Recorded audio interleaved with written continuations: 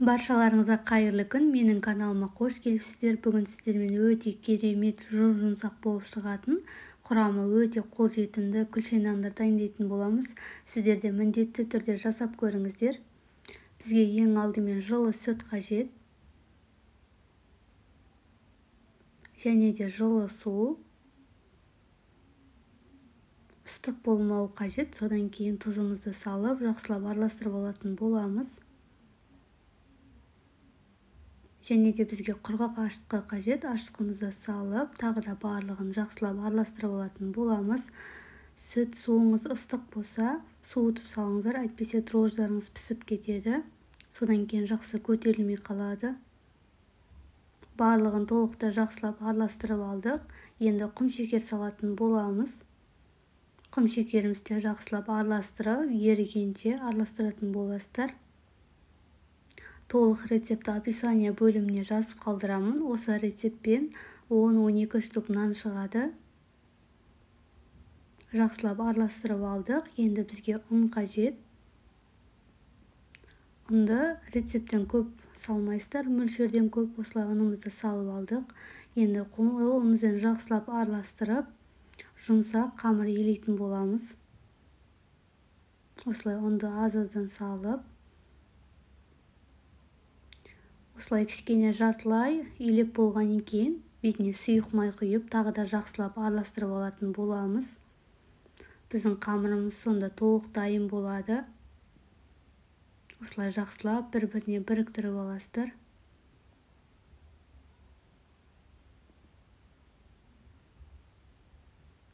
Осымен біздің қамырымыз дайын. Енді бетін жауып, жылы жерге орап ашытып қоятын боламыз.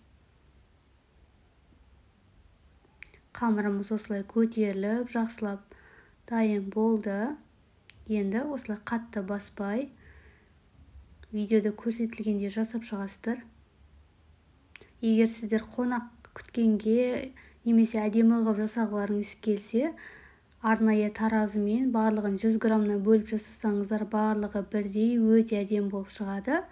Мен барлығын көз мөлшермен жасадым, үйге жасап жатқандықтан. Енді листімізге салып алатын боламыз. Барлығын осылай домалақтап, қатты үлкенге май саласыздар.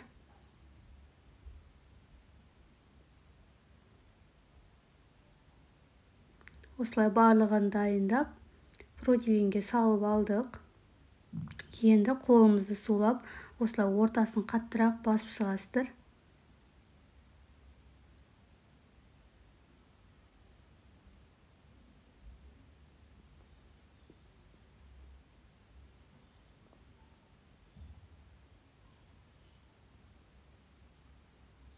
Барлығын осылай жасап шығатын боламыз. Егер де сіз менің каналыма тіркелмеген болсаңыздар, міндетті түрде тіркеліп алыңыздар. Каналымда күнделікті жаңа рецепті шығатын болады. Қазақтың каналын қолдап, міндетті түрде лайк, комментарий жазып кетіңіздер.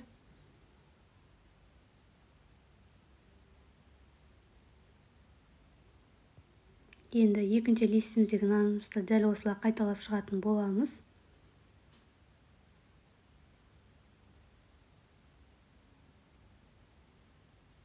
Алдын ала пештеріңізді қыздырып, дайындап қойыңыздар. Пештеріңіз қызып тұрса, нандарыңыз көтеріліп, әдемі болып піседі.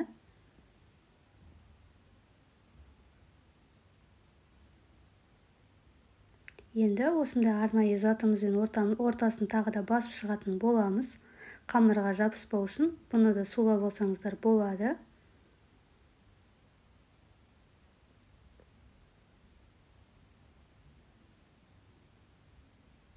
Осылай барлығын жасап шықтық. Енді бізге бір жұмыртқа қажет.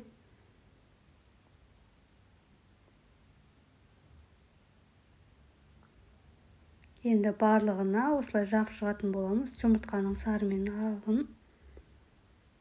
Сарысын көбірек жақсаңыздар, нандарыңыз сарғайып, өте әдемі болып шығады.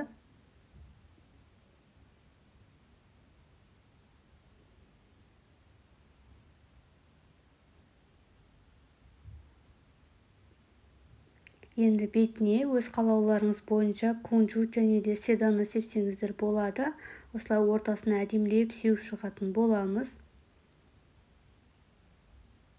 Нанның бетін жауып, тағы да 15-20 минутқа қойып қойсаңыздар болады.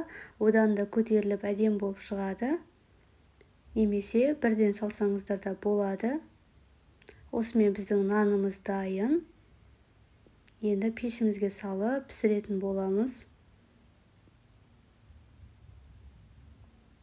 Осылай жақыннан да бір көрсетейін. Осылай өте әдемі болып шықты.